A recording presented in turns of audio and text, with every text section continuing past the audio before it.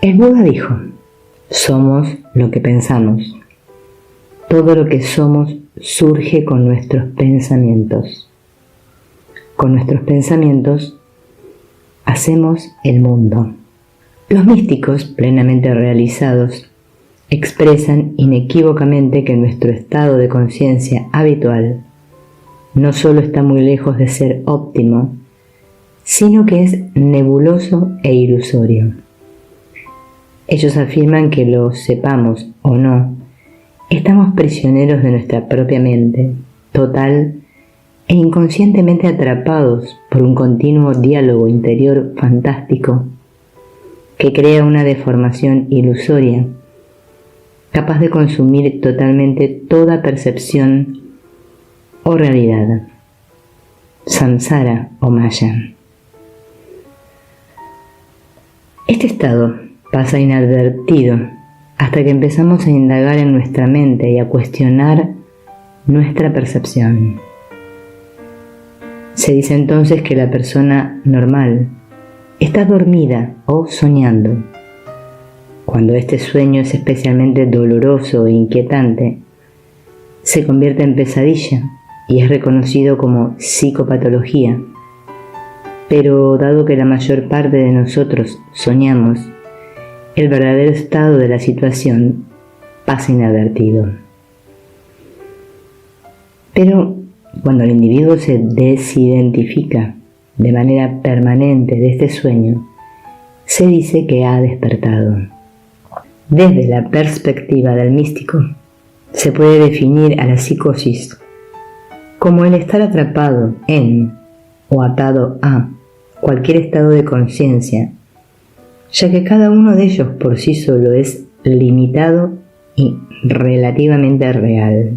Los místicos sostienen que cualquiera que esté dispuesto al entrenamiento agotador pero necesario de desenmarañar su conciencia de la tiranía condicionada de la mente, podrá mirar hacia atrás y ver las limitaciones, antes no reconocidas, dentro de las cuales vivían. Dijo Laing: si no sé que no sé, pienso que sé. Es muy difícil explicar el camino a alguien que no lo ha intentado, pues no verá nada más que su punto de vista, o mejor dicho, la pérdida de su punto de vista. Sin embargo, si supiéramos que cada pérdida de nuestro punto de vista es un progreso, y cómo cambia nuestra vida cuando se pasa de la etapa de la verdad cerrada a la etapa de la verdad abierta, la cual es demasiado grande para ser capturada por un mísero punto de vista, todos haríamos el intento. La psicología transpersonal considera la conciencia como un estado restringido por una actitud defensiva. Este estado se encuentra inundado por un flujo continuo de pensamientos y fantasías, en gran parte incontrolables, que responden a nuestras necesidades y defensas. Todos somos prisioneros de nuestra mente. Darse cuenta de esto es el primer paso en el viaje de la liberación. Ram Dass. Liberar nuestra conciencia implica relajar esta contracción defensiva y apartar los obstáculos que se oponen al reconocimiento de nuestra potencialidad de expansión, siempre presente, aquietando la mente y reduciendo la deformación perceptiva. Crecemos con un plano de existencia, al cual llamamos real. Nos identificamos totalmente con esa realidad como algo absoluto y desechamos las experiencias que no son congruentes con ella. Lo que Einstein demostró en física es igualmente válido en todos los demás aspectos del cosmos. Toda realidad es relativa. Cada realidad es válida solo dentro de determinados límites. No es más que una versión posible de la manera de ver las cosas. Siempre hay múltiples versiones de la realidad. Despertarse de cualquier realidad aislada es reconocer que su realidad es relativa. Es decir, que la realidad que percibimos refleja nuestro propio estado de conciencia y jamás podemos explorar la realidad sin hacer al mismo tiempo una exploración de nosotros mismos, no solo porque somos, sino porque también creamos la realidad que exploramos. El enfoque transpersonal también sostiene que estamos mucho más atrapados y encerrados en nuestros condicionamientos de lo que podemos llegar a darnos cuenta, pero también sostiene que es posible liberarse de los mismos. Una de las tantas formas de condicionamiento es el apego. El apego está íntimamente vinculado al deseo y significa que el no cumplimiento de ese deseo tendrá como resultado el dolor. Por eso el apego desempeña un papel importante en la causa del sufrimiento, y para que éste cese es fundamental renunciar al apego. El apego no se limita a solo los objetos o personas externos. También puede existir apego a una determinada imagen de nosotros mismos, a un modelo de comportamiento o a un proceso psicológico. Uno de los apegos más fuertes son aquellos que nos ligan a la sensación de indignidad y al sufrimiento. En la medida en que creamos que nuestra identidad se deriva de nuestros roles, de nuestros problemas, de nuestras relaciones o del contenido de nuestra conciencia, el apego resultará reforzado por la zozobra de la supervivencia personal. Si renuncio a mis apegos, ¿quién seré? ¿Qué seré? Estamos tan identificados que jamás se nos ocurre siquiera cuestionar aquello que con tal claridad nos parece que somos. La identificación de la conciencia con el contenido mental hace que el individuo no llegue a percatarse del contexto más amplio de la conciencia que abarca este contenido. Por ejemplo, si una persona piensa, estoy asustado, y al observar ese pensamiento, lo ve como lo que es, o sea, lo ve nada más que como un pensamiento, entonces este ejerce poca influencia sobre él. Sin embargo, si el individuo se identifica con ese pensamiento, este pensamiento, estoy asustado, se convierte en su realidad, generando un montón de emociones que harán que perciba al mundo como atemorizante y actúe de manera temerosa en consecuencia. Es decir, que nuestra realidad valida aquello con lo cual estamos identificados.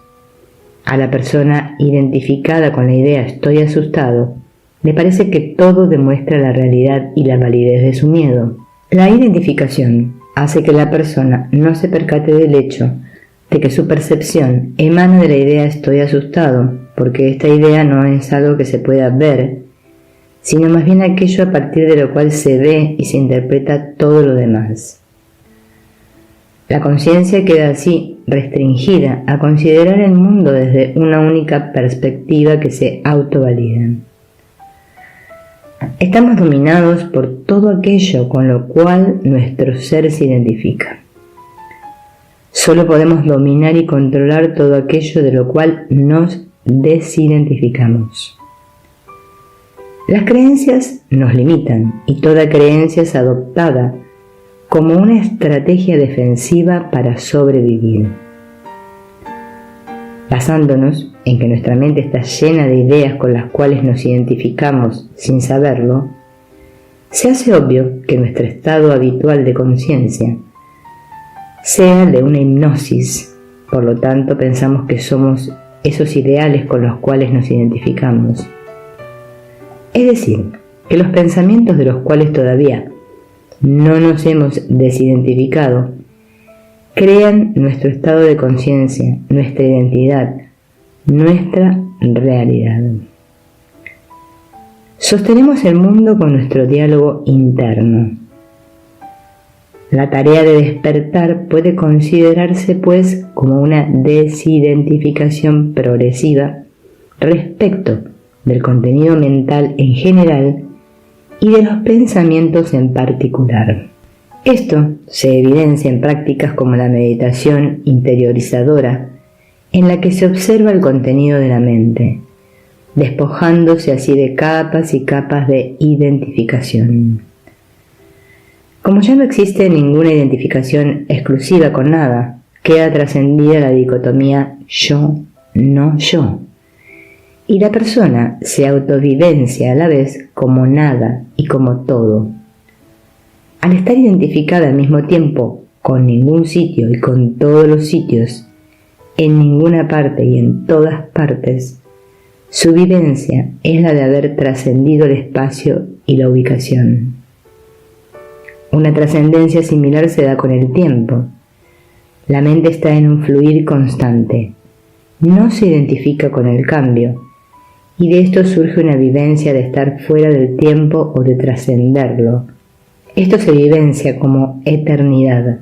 A partir de esta percepción se experimenta el tiempo como un producto ilusorio de la identificación. El tiempo es de tu propia hechura y su reloj late en tu cabeza. En el momento en que detengas el pensamiento, también el tiempo se detiene. En la medida en que somos un proceso mental, debemos esperar que el mundo natural muestre características de mentalidad similares. Gregory Bateson. Wilber afirma que la personalidad humana es una manifestación o expresión en múltiples niveles de una sola conciencia. Así como en la física se considera el espectro electromagnético como una expresión en múltiples bandas de una única onda electromagnética característica. El espectro de la conciencia es una aproximación pluridimensional a la identidad del hombre, es decir, que cada nivel del espectro está señalado por un sentimiento de identidad individual diferente y fácilmente reconocido, que a través de varias gradaciones o bandas desciende desde la identidad suprema de la conciencia cósmica hasta el sentimiento de identidad que se asocia a la conciencia del yo. Exploremos estos niveles del espectro. El nivel de la mente. La conciencia más íntima del hombre es idéntica a la realidad absoluta y fundamental del universo, conocida con los nombres de Brahman, Tao, Alá, Deidad o mente con mayúscula. Mente con mayúscula es lo que hay y todo lo que hay, inespacial y por lo tanto infinita, intemporal y por ende eterna, fuera de lo cual nada existe. En este nivel el hombre se identifica con el universo, el todo, o más bien es el todo.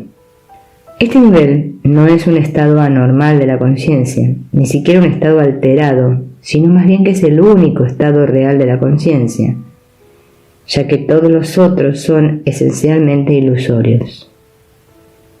La conciencia, conocida como el Atman, el Cristo, Tathagata Garbha, es idéntica a la realidad fundamental del universo. Este es pues el nivel de la mente con mayúscula, de la conciencia cósmica, de la suprema identidad del hombre. Las bandas sensoriales.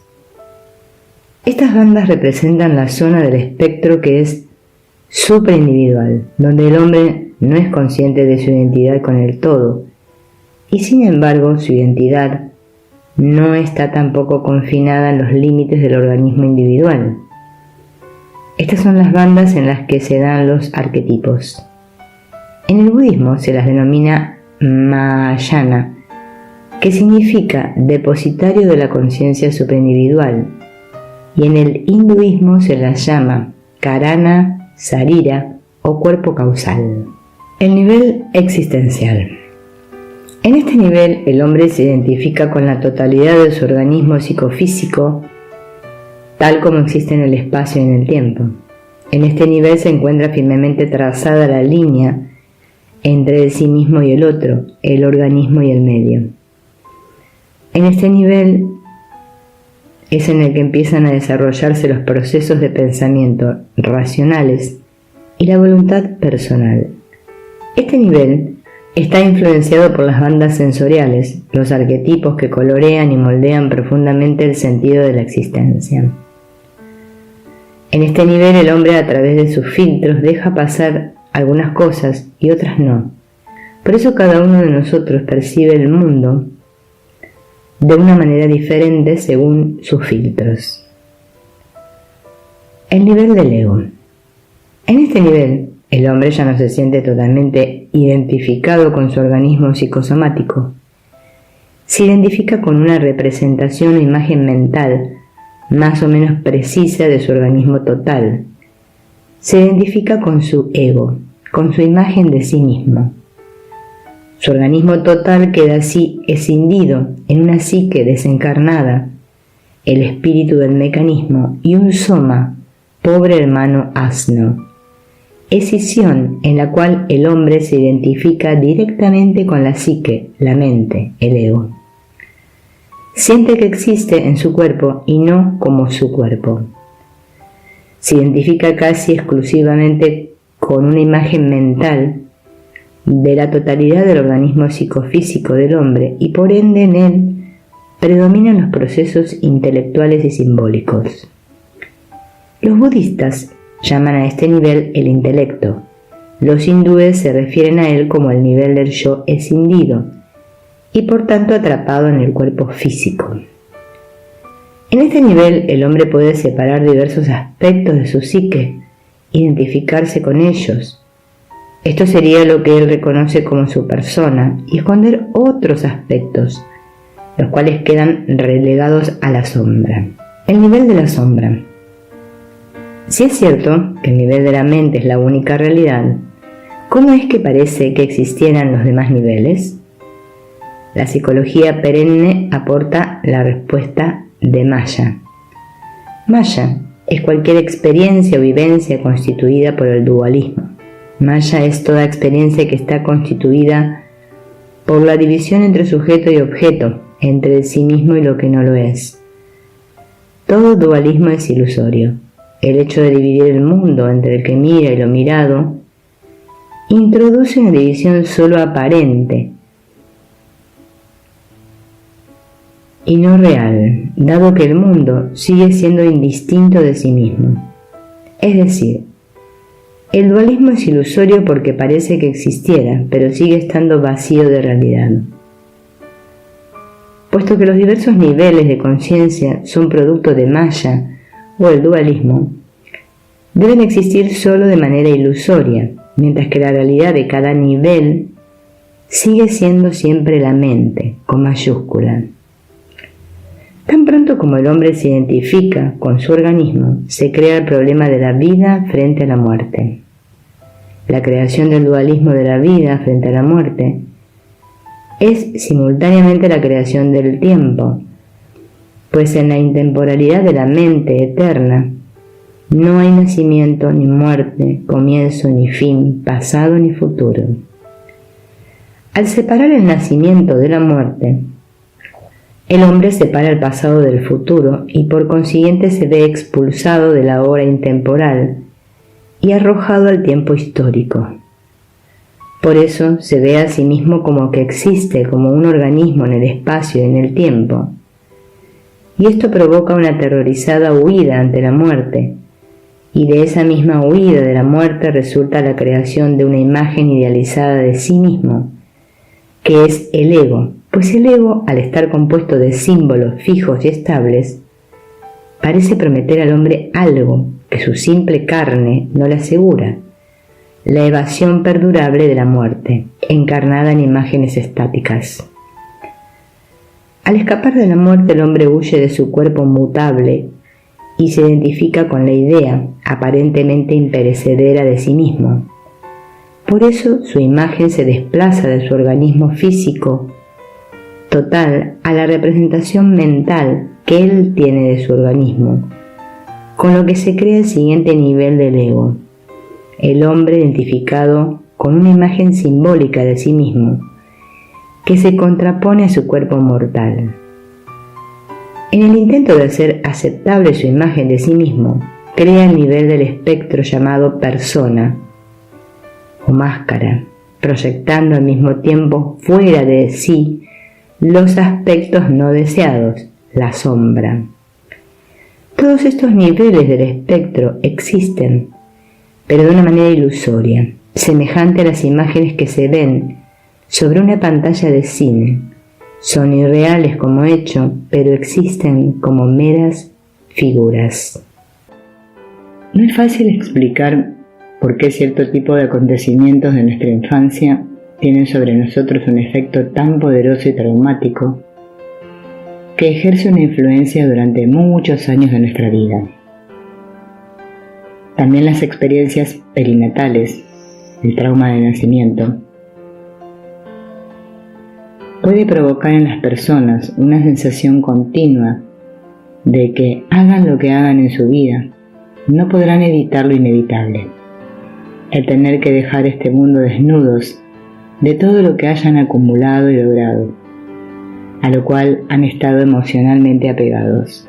La similitud entre el nacimiento y la muerte, la comprensión sobrecogedora de que el comienzo de la vida es lo mismo que su fin, es el principal problema fisiológico que acompaña a las experiencias perinatales. La otra consecuencia importante del abrumador encuentro emocional y físico con el fenómeno de la muerte es la apertura a toda experiencia espiritual. Todo aquel que ha alcanzado estos niveles llega a una percepción interior convincente de la suprema importancia que tienen las dimensiones espirituales en el esquema universal de las cosas. Las vivencias perinatales son manifestaciones de un nivel profundo del inconsciente. La intensidad de estas experiencias trasciende todo lo que habitualmente se considera como el límite de la experiencia individual. Frecuentemente van acompañadas de la identificación con otras personas o con la pugna y el sufrimiento de la humanidad. Tanto la psicología de Oriente como la de Occidente concuerdan en general en que los niveles inferiores de la evolución no abarcan más que funciones y procesos biológicos simples. Es decir, que en los niveles inferiores encontramos procesos somáticos, instintos, sensaciones y percepciones simples e impulsos de orden sexual emocional. Esto coincide con una de las principales ideas freudianas. El ego es primero y principalmente un ego corporal. El ego corporal o sí mismo corporal tiende a evolucionar de la siguiente manera. En general, se acepta que al principio el infante no puede distinguir entre el sí mismo y lo que no lo es, entre sujeto y objeto, entre su cuerpo y el medio. Es decir, que en esta primera etapa, el sí mismo es literalmente uno con el mundo físico. Esta etapa inicial de unidad material expresa la potencialidad de la conciencia del Atman, por más que desde el punto de vista de la actualización sea ante todas las etapas la ínfima. A partir de este estado primordial de fusión o inconsciente básico, emerge el sí mismo como entidad separada, primero como corporal, como un cuerpo. Si el infante muerde la sábana, eso no le duele. Si se muerde el dedo, le duele. El infante se identifica con el cuerpo que va emergiendo con sus sensaciones y emociones, y poco a poco aprende a diferenciarlas del conjunto del cosmos material. El ego trasciende el medio material y eso le permite llevar a cabo operaciones físicas en este medio. Surge una tríada: diferenciarse de un objeto, el sí mismo trasciende ese objeto, de esa manera puede operar con él, valiéndose del cuerpo sensorio motriz. En esta etapa, el sí mismo ya no está ligado al medio, pero sí está ligado o identificado con el cuerpo biológico. En tanto que es ego corporal, el sí mismo está dominado por las necesidades instintivas, la impulsibilidad el principio del placer, urgencias y descargas involuntarias, es decir, por todos los procesos y tendencias primarias pertenecientes al ello, que también describió Freud. A la larga empiezan a emerger del ego corporal y a diferenciarse verdaderas funciones mentales o conceptuales.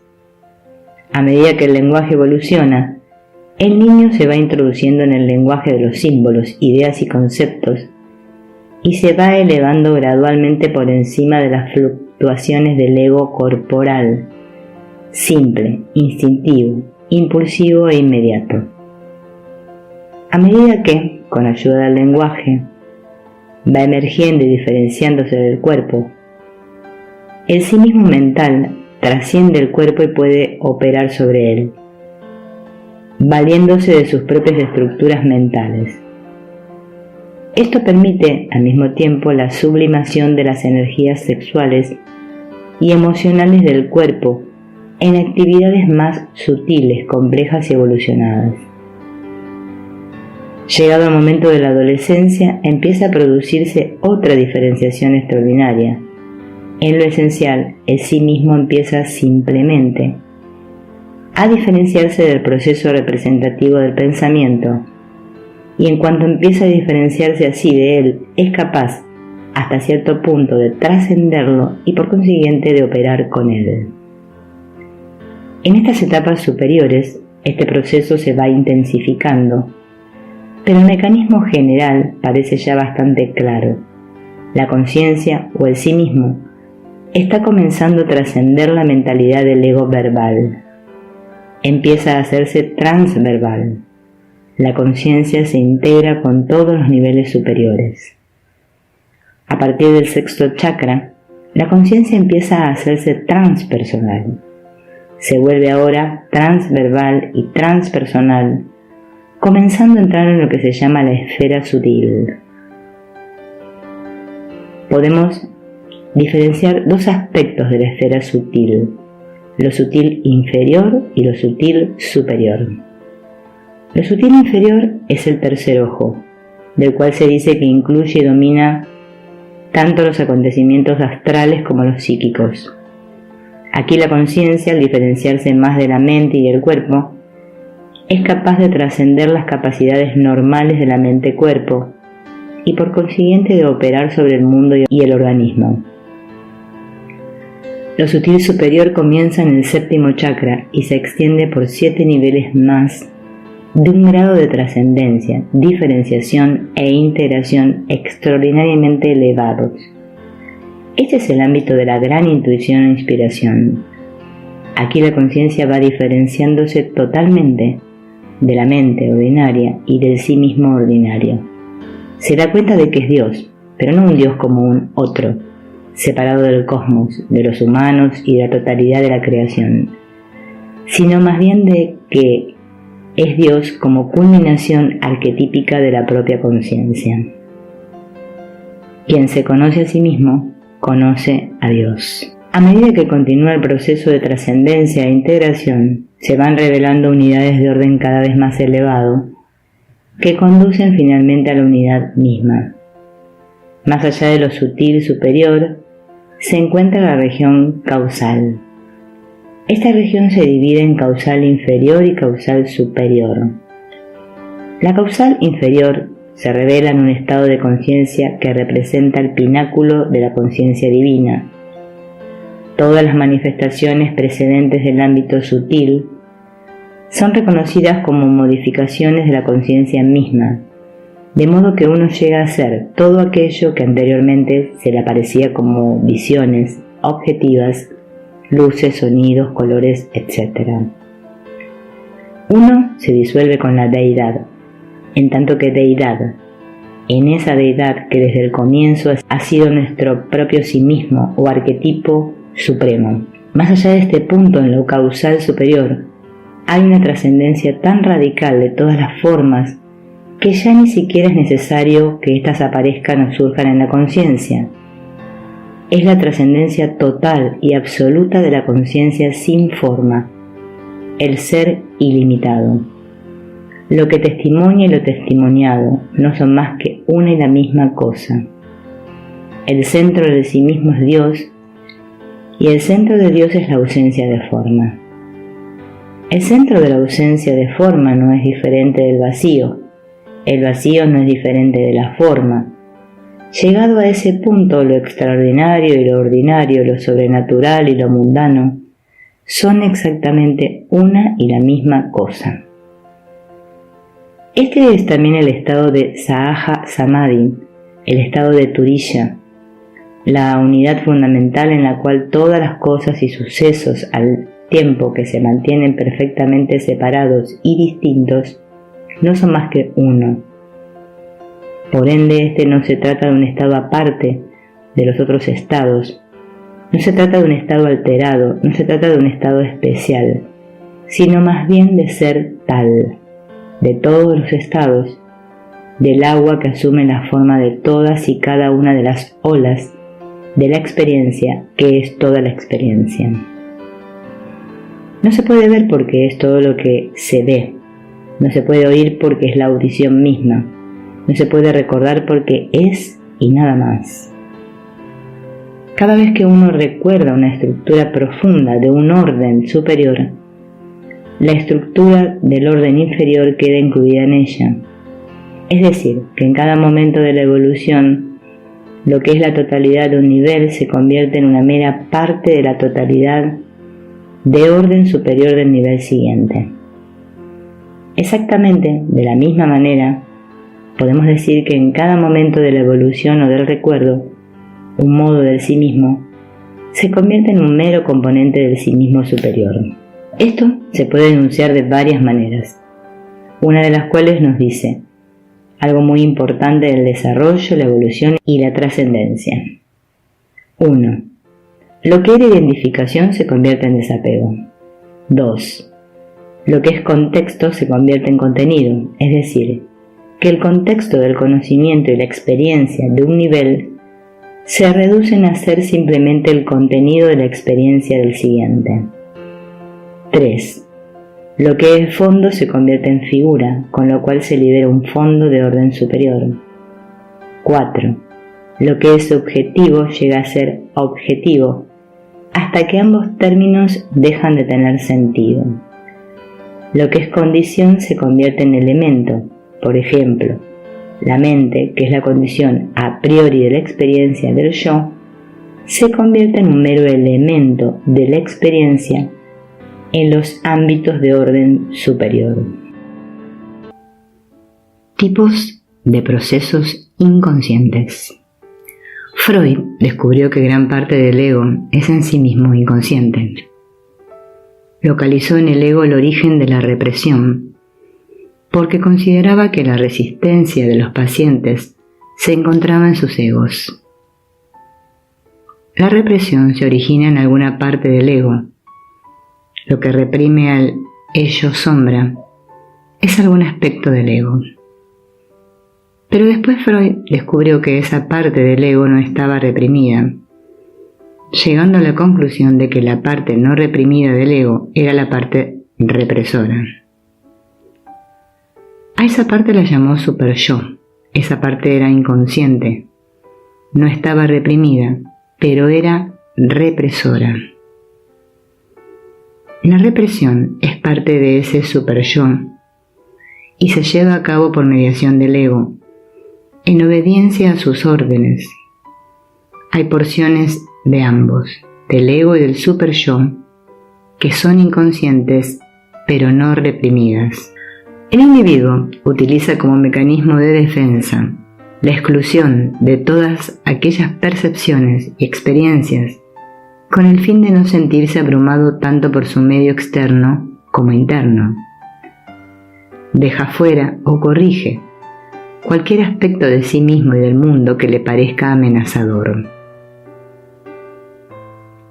La represión es simplemente una forma de traducción incorrecta de la realidad, o podríamos decir una interpretación incorrecta. Esta traducción incorrecta da como resultado a la vez un síntoma y un símbolo. El terapeuta debe ayudar al individuo a retraducir la interpretación sus síntomas simbólicos a sus formas originales, sugiriéndole otros significados para esos símbolos, síntomas. Sus sentimientos de depresión son en realidad sentimientos de cólera enmascarados. No es solo que el individuo olvida, sino que no quiere recordar. Uno no puede darse cuenta de esa identificación si no la rompe. En el momento en que se da cuenta de que tiene una mente, puede percibirla desde otras regiones sutiles. Es decir, uno puede ver totalmente al que mira. Uno de los objetivos de la terapia es darse cuenta de cómo uno traduce incorrectamente el mundo. La transformación en los ámbitos sutiles o causales requiere que la traducción del ego se debilite y se flexibilice, no que se destruya. Las traducciones del ego se componen de pensamientos y conceptos verbales y de reacciones emocionales ante los mismos. La meditación consiste en una manera de desorganizar la traducción conceptual, con el fin de abrir camino a la transformación sutil. Es como pedirle a un niño que exprese en palabras algo que él preferiría actuar o representar. Le estamos pidiendo al ego que exprese en formas sutiles aquello en lo cual él preferiría pensar conceptualmente. A medida que la traducción actual del ego comienza a debilitarse, el individuo queda, primero, expuesto al inconsciente sumergido no reprimido. Más adelante se accede a lo inconsciente incrustado, que son los aspectos no reprimidos pero represores.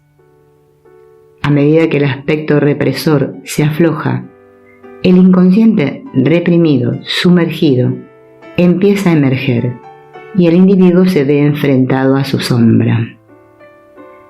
Lo que sucede es que el individuo, mediante el aflojamiento de la traducción del ego y de lo inconsciente incrustado, ha revivido su vida hasta ese momento. Se ha abierto a todos los traumas, las fijaciones, los complejos y las sombras de todos los niveles de conciencia. Nuestro estado de conciencia habitual no es algo natural o dado, sino que es una construcción sumamente compleja para hacer frente a nuestro medio y a las otras personas que se encuentran en él. Es un instrumento que es útil para hacer algunas cosas, pero en cuanto se trata de otras cosas no resulta útil e incluso puede ser peligroso. Es posible dividir a la conciencia analíticamente en muchas partes. Sin embargo, esas partes funcionan en conjunto como un todo, es decir, forman un sistema. Para entender la complejidad de la conciencia, es menester verla como un sistema y entender sus partes. Para entender este sistema construido llamado estado de conciencia, vamos a empezar por unos postulados básicos. El primer postulado es la existencia de un darse cuenta básico, una toma de conciencia. Para esto se requiere el acto volitivo de poner foco, es decir, de atención. También podemos darnos cuenta de que nos damos cuenta. Otros postulados se refieren a estructuras relativamente permanentes de la mente-cerebro que actúan sobre la información para transformarla de diversas maneras. Por ejemplo, las habilidades matemáticas constituyen una serie de estructuras relacionadas. Aquí la atención, el darse cuenta, actúa como una energía psicológica para que se activen las estructuras deseadas y se desactiven las indeseadas.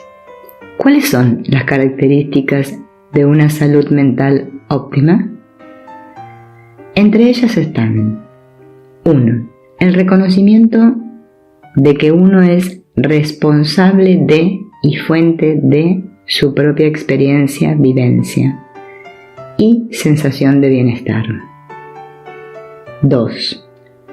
Una mayor sensibilidad hacia los otros, que se manifiesta por un incremento del amor, la compasión, la empatía y la generosidad. 3. Una apreciación del carácter sobrecogedor y misterioso de la vida, expresado en actitudes de reverencia, gratitud, maravilla, sensibilidad y una participación íntegra y sincera ante la vida con una apertura al gozo. En nuestro mundo moderno se ha supuesto siempre que lo único que requiere autoobservación es que la persona mire hacia adentro. Nadie se imagina siquiera que la autoobservación pueda ser una habilidad sumamente disciplinada, que exige un entrenamiento más largo que cualquier otra habilidad que conozcamos. La mala reputación de la introspección resulta de la peculiar idea de que, completamente solo y sin entrenamiento ni guía, un hombre puede efectuar observaciones limpias y precisas de su propio pensamiento, de su propia percepción. En contraste con esta idea, se podría decir que el corazón de las disciplinas psicológicas en Oriente y en la antigüedad occidental consiste en el entrenamiento, en el estudio del sí mismo. Básicamente se puede considerar meditación a cualquier disciplina que apunte a intensificar la percepción mediante la dirección consciente de la atención. La atención puede estar centrada en un objeto específico o mantenerse abierta, percibiendo la totalidad de la experiencia.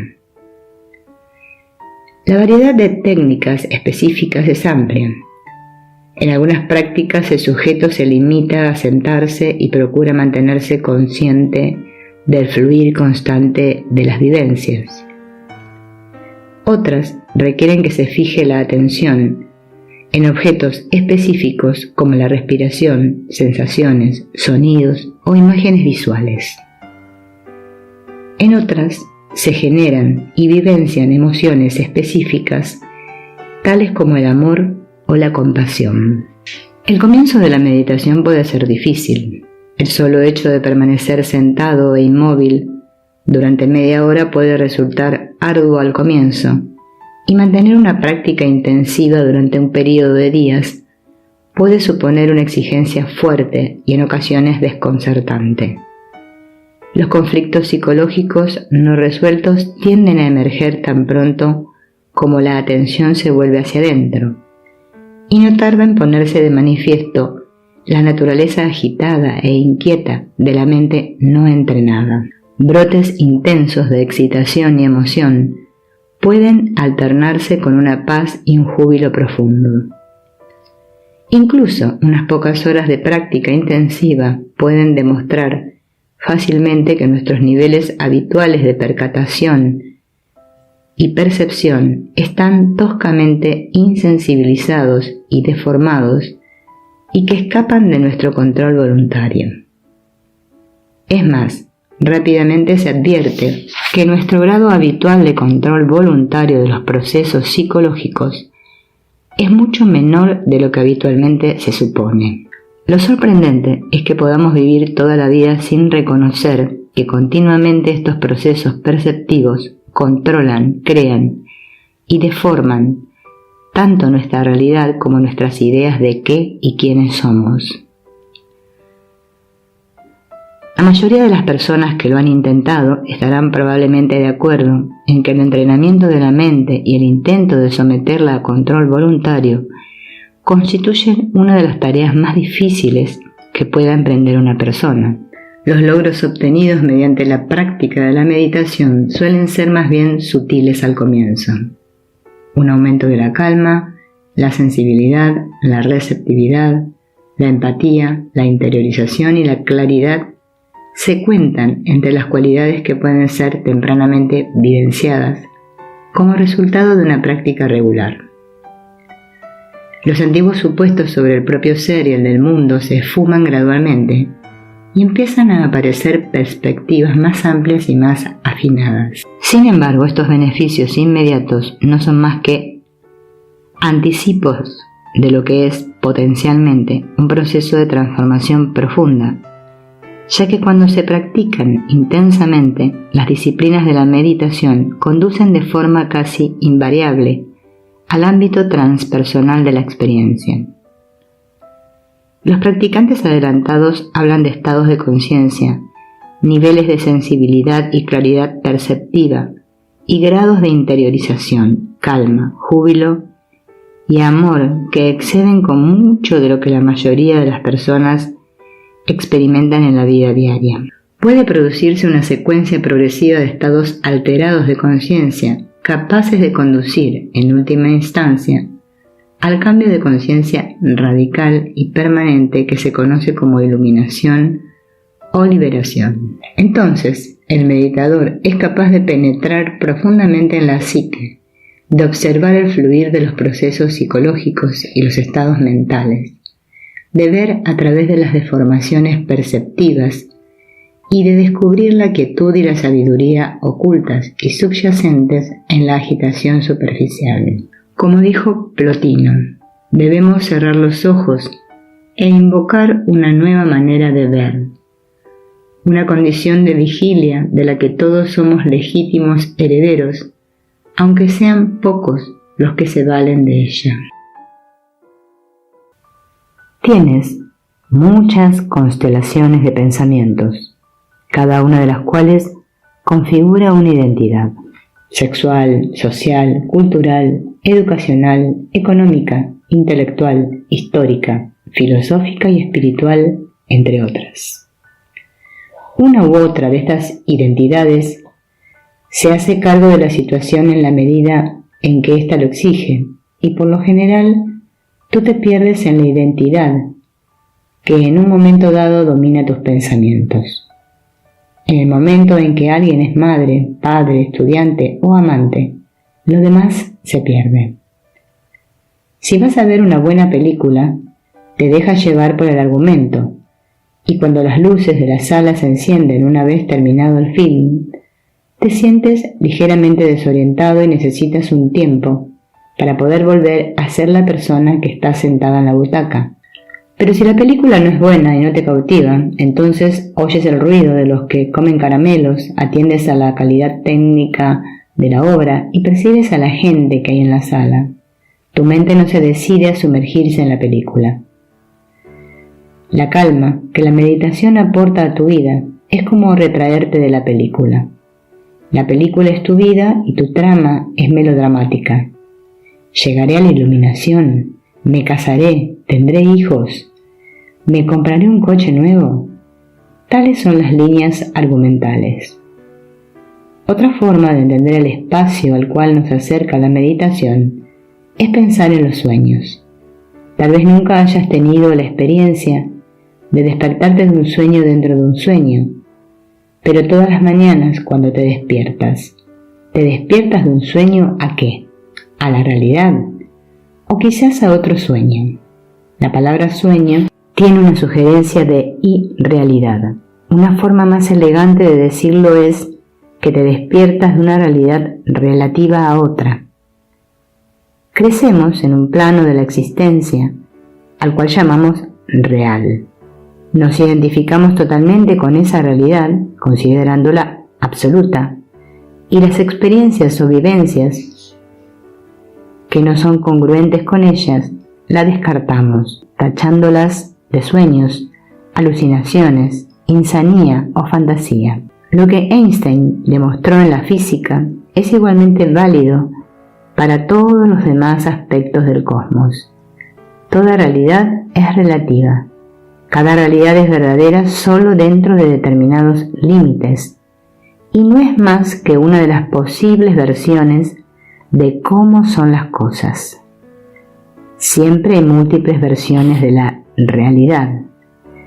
Despertar de cualquier realidad aislada es reconocer su naturaleza relativa, y la meditación es, ni más ni menos, un recurso para conseguirlo. La conciencia normal de vigilia, los estados oníricos, los estados emocionales y otros estados de conciencia son realidades diferentes, algo así como los canales del receptor de la televisión. Mientras vas paseando por la calle puedes sintonizar tu receptor con el mundo en cualquier cantidad de canales. Cada manera de sintonizarlo crea una calle muy diferente. Pero la calle no cambia, el que cambia eres tú. La percepción que se da en el proceso meditativo deja margen para que todas las maneras de ver existan en el espacio que rodea el acontecimiento. Es una percepción caracterizada por una claridad que pone al descubierto tanto el funcionamiento de la mente como el de las demás fuerzas que operan en una situación. Y esta claridad te permite ver, momento a momento, los factores que determinan tus opciones. Sin embargo, para captar todo esto no tienes que pensar. Te encuentras con que sabes, con que comprendes. En esta quietud, claridad interiores te apercibes plenamente de toda la gestalt, de la totalidad del cuadro. Sin ningún esfuerzo, tu respuesta es óptima en todos los niveles, sin limitarse a ser una reacción mecánica en uno solo de ellos. La respuesta es afinada, armónica, fluyente. Tu ego es una serie de pensamientos que definen tu universo. Es como una habitación familiar construida de pensamientos. A través de sus ventanas ves el universo. En esa habitación estás seguro, pero en la medida en que te da miedo aventurarte fuera de ella, se ha convertido en una prisión. Tu ego te ha enfadado, crees que para sobrevivir necesitas su manera específica de pensar. El ego te controla por mediación del miedo a la pérdida de identidad. Parece como si abandonar esos pensamientos equivaliera a eliminarte, de modo que te aferras a ellos. Pero hay una alternativa. Para escapar de su tiranía, no necesitas destruir al ego. Puedes mantener ese cuarto familiar para usarlo cuando quieras y estar en libertad de ir y venir. Primero, necesitas saber que eres infinitamente más que la habitación ego por la cual te defines. Y una vez que lo sepas, tienes el poder de hacer del ego, en vez de una prisión, una base. Necesitamos de esa matriz de pensamientos, sentimientos y sensaciones que llamamos el ego para sobrevivir física y psicológicamente. El ego nos dice que es causa de qué debemos evitar, cómo satisfacer nuestros deseos y qué hacer en cada situación. Y lo hace poniendo rótulos a todo lo que percibimos o pensamos. Estos rótulos imprimen orden a nuestro mundo y nos proporcionan una sensación de seguridad y de bienestar. Con esas etiquetas conocemos nuestro mundo y sabemos qué lugar ocupamos en él. El ego convierte un mundo indómito en un lugar seguro. Son incontables las impresiones sensoriales y las ideas que nos acosan. De modo que si el ego no filtrara y excluyera la información que no viene al caso, la sobrecarga nos inundaría, nos abrumaría y en última instancia nos destruiría. O por lo menos así parece. El ego nos ha convencido de que lo necesitamos. Y no solo de que lo necesitamos, sino de que somos él. Yo soy mi cuerpo, soy mi personalidad, soy mi neurosis. Estoy enojado, deprimido, soy buena persona, soy sincero, busco la verdad, soy un perfecto Aragán. Definición tras definición, cuarto tras cuarto. Algunos están en apartamentos de mucho nivel, son muy importantes. Algunos están en los suburbios de la ciudad, sobreviviendo apenas. La meditación plantea la cuestión de quiénes somos realmente. Si somos lo mismo que nuestro ego, entonces, si abrimos los filtros del ego y lo inundamos, nos ahogaremos. Por otra parte, si no somos exclusivamente tal como el ego nos define, entonces es posible que la remoción de los filtros del ego no sea una amenaza tan grave. Es posible que, de hecho, signifique nuestra liberación. Pero mientras el ego lleve la voz cantante, jamás podremos ser otra cosa que lo que él nos diga. como un dictador, nos ofrece una seguridad paternalista a expensas de nuestra libertad. Podríamos preguntarnos cómo podemos sobrevivir sin nuestro ego. No te preocupes, que no desaparece, y con todo, podemos aprender a aventurarnos más allá de él. El ego está ahí en calidad de servidor nuestro, nuestra habitación está ahí. Siempre podemos valernos de ella como de un despacho cuando necesitamos ser eficientes. Pero cabe dejar la puerta abierta para poder salir siempre. La mayoría de las personas no pueden escapar, pues se identifican totalmente con sus pensamientos. Son incapaces de separar la percepción pura de los pensamientos que son sus objetos. La meditación te permite romper esta identificación entre la percepción y los objetos de la percepción. Tu percepción es diferente tanto de tus pensamientos como de tus sentidos. Puedes ser libre de dirigir tu percepción hacia donde quieras, en vez de estar atrapado, empujado y tironeado por cada impresión sensorial y cada pensamiento.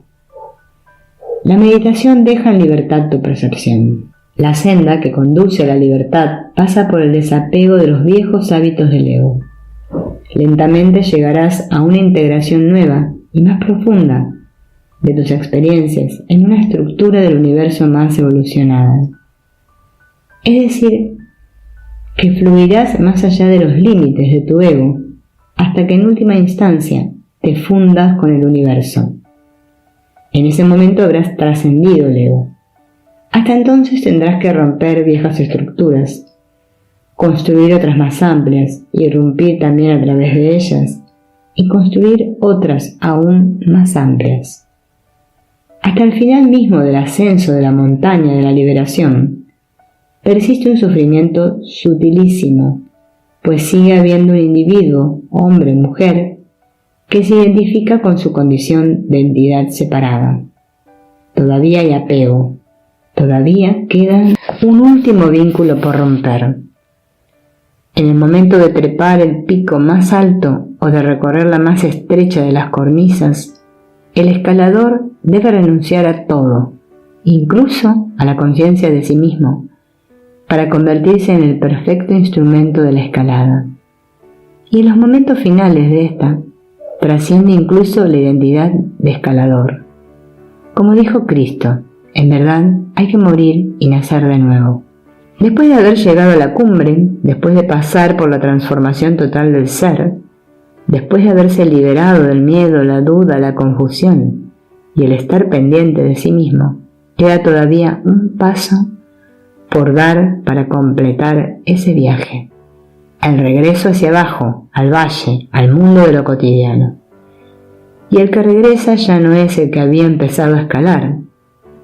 El ser que retorna es la tranquilidad misma, es la compasión y la sabiduría, es la verdad de las edades. Cualquiera que sea la posición, elevada o humilde, que ese ser ocupe en la comunidad, se convertirá en una luz para otros que estén en el camino, en una expresión de la libertad que se alcanza al tocar la cumbre de la montaña. La preparación para la meditación. La purificación psicológica significa podar los pensamientos que distraen. El proceso de purificación es una de las 3 divisiones principales de la disciplina en el esquema budista. Las otras 2 son samadhi, concentración meditativa, y puña, visión interior, ver las cosas como son. La purificación, la concentración y la visión interior están estrechamente relacionadas. Los esfuerzos por purificar la mente facilitan la concentración inicial, que a su vez permite mantener la visión interior. Al desarrollar la concentración o la visión interior, la pureza, en vez de ser un acto de la voluntad, se convierte en algo fácil y natural para el meditador. La pureza es la base psicológica de la concentración. La esencia de la concentración es la no distracción. La purificación es la poda sistemática de las fuentes de distracción. Ahora La tarea del meditador consiste en alcanzar la unificación de la mente, la unidireccionalidad. La corriente del pensamiento es normalmente azarosa y dispersa. En meditación, el objetivo de la concentración es enfocar el fluir del pensamiento, fijando la mente en un único objeto, el tema de la meditación. En las etapas posteriores de la concentración meditativa, la mente no solamente se dirige hacia el objeto, sino que finalmente lo penetra, totalmente absorbida en él. La mente marcha hacia la unidad con el objeto. Cuando esto sucede, el objeto es lo único que hay en la percepción del meditador. Con mucha práctica llega un momento en que estos obstáculos quedan totalmente superados. Entonces se produce una notable intensificación de la concentración. En ese momento asumen simultáneamente un carácter dominante los atributos mentales tales como la unidireccionalidad y el arrobamiento, que han de madurar hasta convertirse en absorción plena. Cada uno de ellos ha estado presente desde antes en diferentes grados, pero cuando todos coinciden, alcanzan un poder especial. Este es el primer logro digno de mención en la meditación de concentración, debido a que es el estado que bordea la absorción plena. Se le llama concentración de acceso. Al seguir concentrándose continuamente en el objeto de la meditación, se llega al primer momento que señala una ruptura total con la conciencia normal. Es la absorción plena o jnana. Súbitamente parece que la mente se sumergiera en el objeto y quedara fijada en él. Los pensamientos que obstaculizan el proceso cesan por completo. No hay percepción sensorial ni la habitual percatación del propio cuerpo. No se puede sentir el dolor corporal. Aparte de la atención inicial y sostenida al objeto principal, la conciencia está dominada por sentimientos de arrebato, arrobamiento y unidireccionalidad. Estos son los factores mentales que, cuando predominan en forma conjunta, constituyen el jnana. El pleno dominio se produce cuando el meditador puede alcanzar el jnana en el momento y lugar en que lo desea y mantenerlo durante todo el tiempo que lo desee. El Visuddhimagga considera que el dominio de los jnanas y el disfrute de su sublime arrobamiento ceden en importancia ante la puñya, la sabiduría que discrimina. El dominio del jnana es parte de un entrenamiento completo, pero sus ventajas para el meditador residen en que flexibilizan la mente, con lo cual aceleran la práctica de la puñya. En realidad, en ocasiones se habla de los jnanas más profundos, considerándolos como juegos de concentración reservados para los meditadores avanzados. Pero lo más difícil de este entrenamiento es una senda que no incluye necesariamente los jnanas. Esta senda se inicia con la atención, satipatthana, pasa por la visión interior, vipassana, y termina en el nirvana. La primera fase, atención, implica que se ha ido más allá de la percepción estereotipada. Nuestra tendencia natural nos lleva a habituarnos al mundo que nos rodea y a dejar de advertir lo que es familiar. Además, sustituimos la percepción directa de los sentidos por nombres y preconceptos abstractos. En la actitud de atención, el meditador se enfrenta metódicamente a los hechos, desnudos de su experiencia o vivencia, viendo cada uno de ellos como si acaeciera por primera vez. Lo hace prestando atención continua a la primera fase de la percepción, en la cual la mente es más receptiva que reactiva. Restringe la atención al mero reparar en sus sentidos y pensamientos, a los que atiende a medida que van surgiendo en cualquiera de los 5 sentidos o en la mente, que para el Visuddhimagga constituyen un 6º sentido. La esencia de la atención, según la expresa el moderno monje budista Nyanaponika Thera, es la percepción clara y exclusiva de lo que realmente nos sucede dentro de nosotros, en los momentos sucesivos de la percepción. En la atención, el meditador comienza a ser testigo de las unidades aleatorias de la materia mental de que está hecha su realidad. De estas observaciones parte una serie de actos de comprensión de la naturaleza de la mente. Esta comprensión hace que la atención madure hasta convertirse en visión interior. La práctica de la visión interior comienza en el punto en que la atención se mantiene sin interrupción.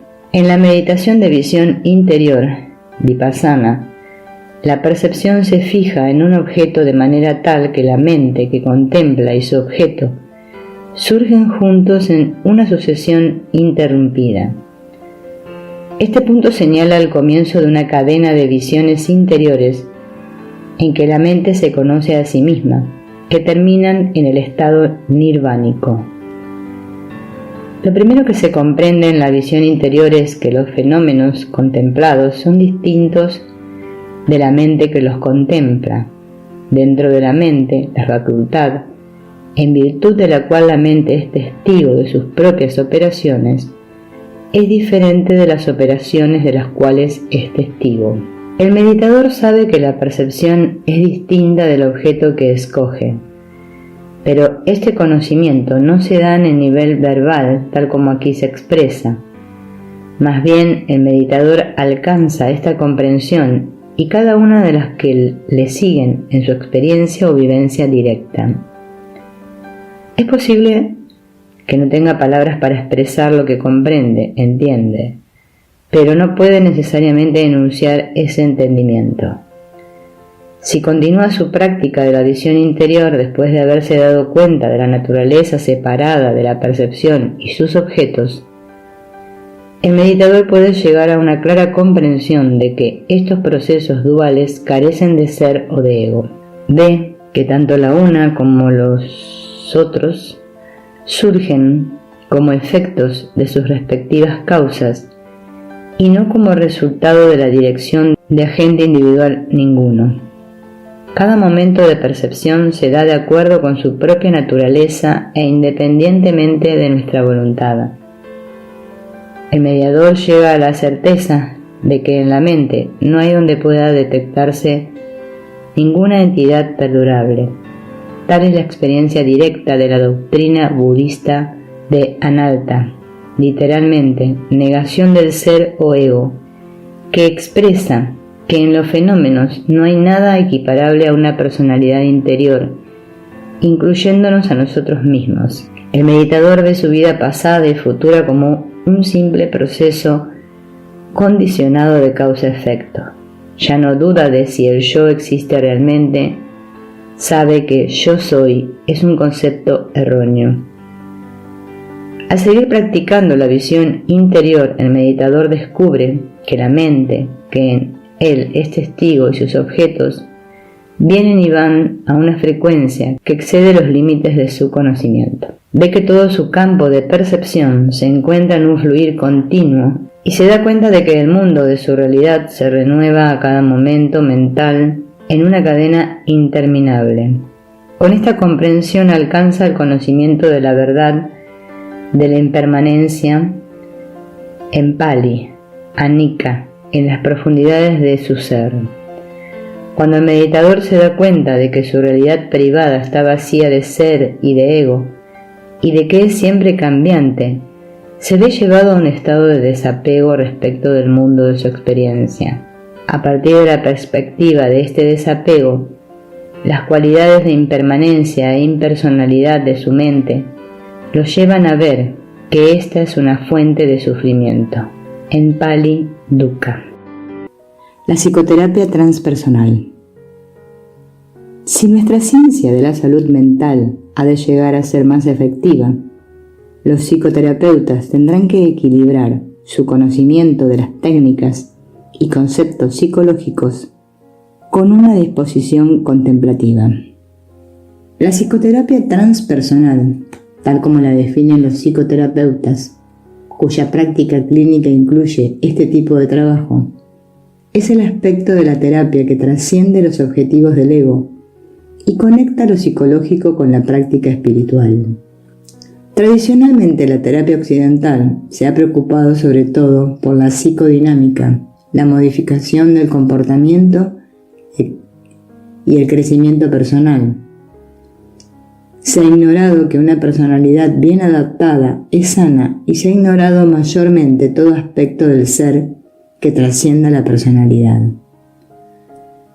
Durante las últimas décadas han aparecido numerosas psicologías del yo, cuya meta es ayudar a los individuos a que se adapten a la sociedad y alcancen sus objetivos personales en la vida.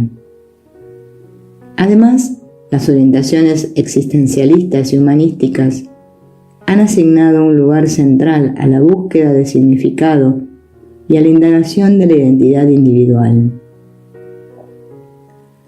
El mundo interior de la psique ha sido explorado en profundidad por la psicología analítica de Carl Jung y otros. Sin embargo, solo en la década de 1970 han empezado a interesarse los terapeutas occidentales por la investigación personal de la meditación y de otras técnicas orientadas a la alteración de la conciencia y a incorporar las técnicas orientales a la práctica de la terapia. En tanto que el ámbito de lo transpersonal era previamente dominio exclusivo del gurú o maestro espiritual, a los psicoterapeutas que trabajan con el tipo de problemas humanos que ponen en juego los valores, el significado y el propósito, se les ha hecho cada vez más evidente que cuando el crecimiento psicológico trasciende la personalidad, plantea invariablemente cuestiones de naturaleza espiritual. Con frecuencia se considera que la psicoterapia orientada a la resolución de conflictos psicodinámicos y al crecimiento personal es una buena preparación para las disciplinas espirituales que se ocupan exclusivamente de los dominios transpersonales del ser. La terapia transpersonal, sin embargo, es un intento de facilitar el crecimiento de los clientes, no solo con vistas a lograr el fortalecimiento del yo y la identidad existencial, sino también yendo más allá de la identidad del ego, a pasar a los territorios de la realización transpersonal y de la trascendencia. El dominio de la psicoterapia transpersonal se extiende, pues, más allá de los objetivos y las formas de adaptación que son tradicionales del ego. Aunque se dirige a las necesidades y aspiraciones básicas de éste, como pueden ser la necesidad de autoestima y de consolidar relaciones interpersonales satisfactorias, no se detiene en esto. Considera también los motivos, experiencias y potencialidades accesibles a los individuos que ya han alcanzado en su vida un nivel de desenvolvimiento práctico satisfactorio. La perspectiva transpersonal ofrece a los individuos que están en condiciones de hacerlo la oportunidad de trabajar en un contexto ampliado. Como reconoce la importancia de las experiencias o vivencias transpersonales trascendentales, puede tratarlas de la manera adecuada como valiosas oportunidades de crecimiento. Los individuos y los sistemas que no reconocen la posibilidad de la percepción transpersonal tienden a interpretar tales experiencias desde un punto de vista inadecuado y patologizante. Ello puede conducir fácilmente, en el caso de individuos sanos que comienzan a penetrar en el ámbito transpersonal, a interpretaciones que consideran estas manifestaciones como patológicas y tienden a suprimirlas, con el daño consiguiente. Los objetivos de la terapia transpersonal incluyen tanto las metas tradicionales como el alivio de síntomas y la modificación del comportamiento, como, cuando ello es adecuado, la posibilidad de realizar un trabajo óptimo en el nivel transpersonal. A esto último puede añadirse el ofrecimiento de un marco conceptual adecuado para el manejo de las experiencias transpersonales, así como de información sobre el potencial psicológico y sobre la importancia que tiene asumir la responsabilidad no solamente del propio comportamiento, sino también de la propia experiencia. El terapeuta intenta ayudar al paciente en el proceso de desidentificación y de trascendencia de los problemas psicodinámicos.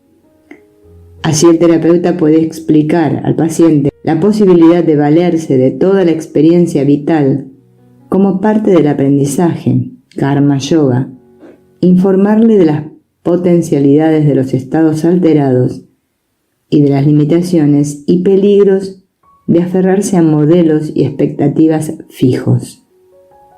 El terapeuta puede proponerse también hacer del encuentro terapéutico un karma yoga que lleve a su nivel óptimo el crecimiento de ambos participantes en un proceso de facilitación recíproca.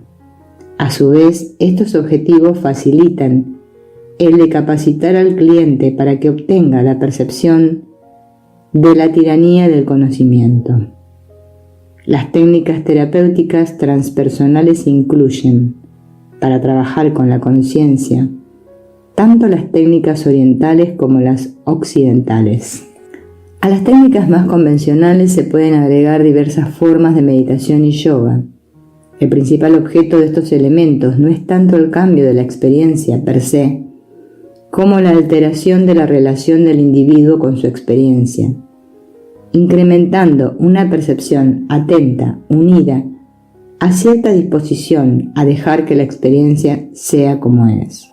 Dos rasgos de la relación psicoterapéutica que merecen especial mención son la medida en que el terapeuta se constituye modelo y el karma yoga. Últimamente se ha reconocido claramente la importancia del primero de estos factores en la bibliografía sobre modificación del comportamiento, y lo que se dice sobre su poder hace pensar en la posibilidad de que otras terapias lo hayan subestimado.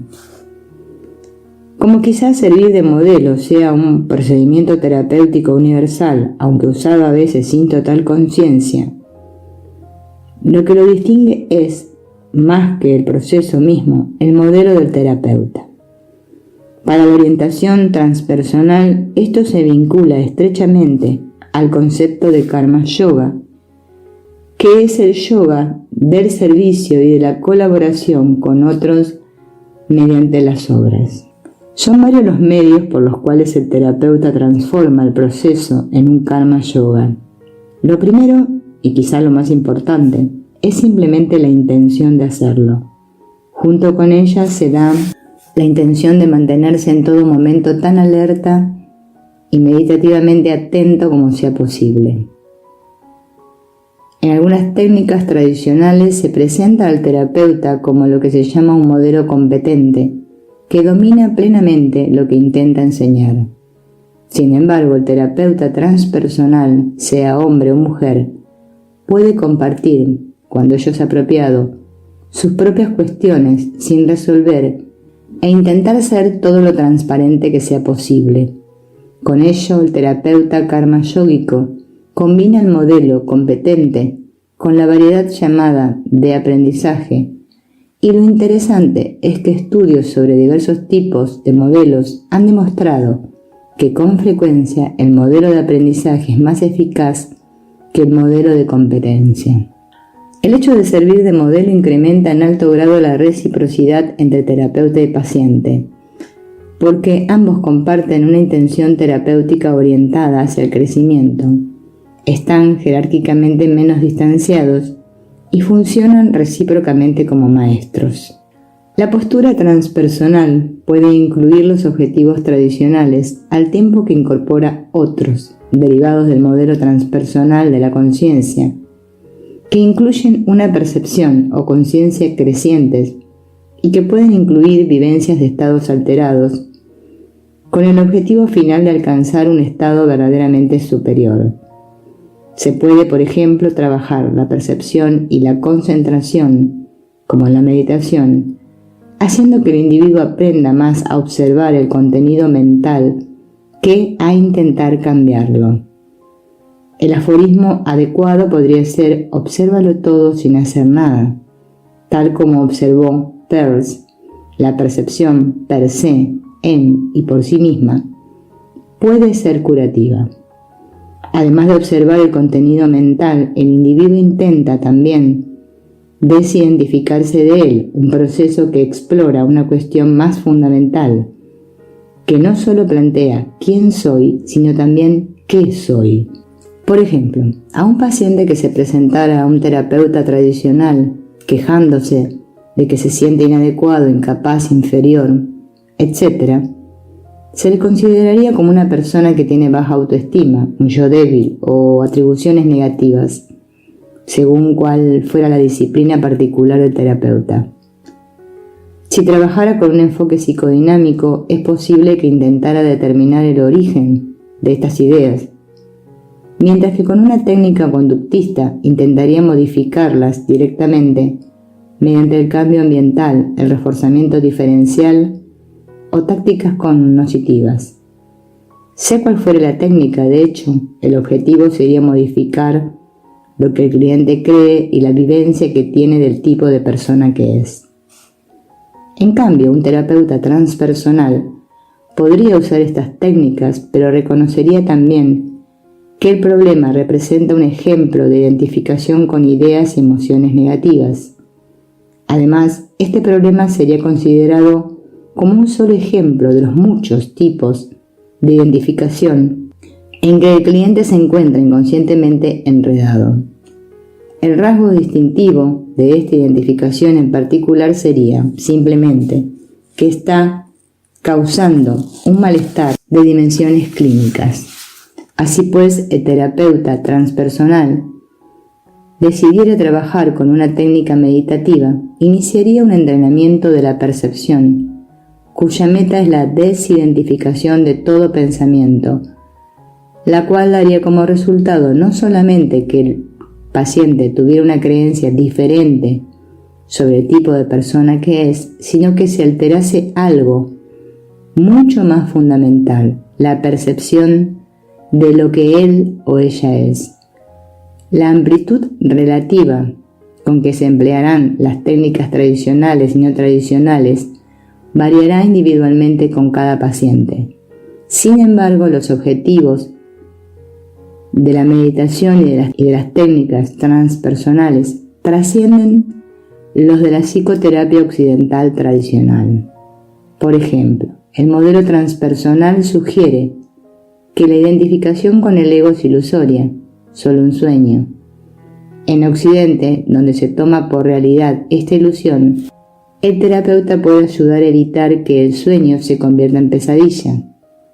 Pero el objetivo de un acercamiento transpersonal a la conciencia es el despertar.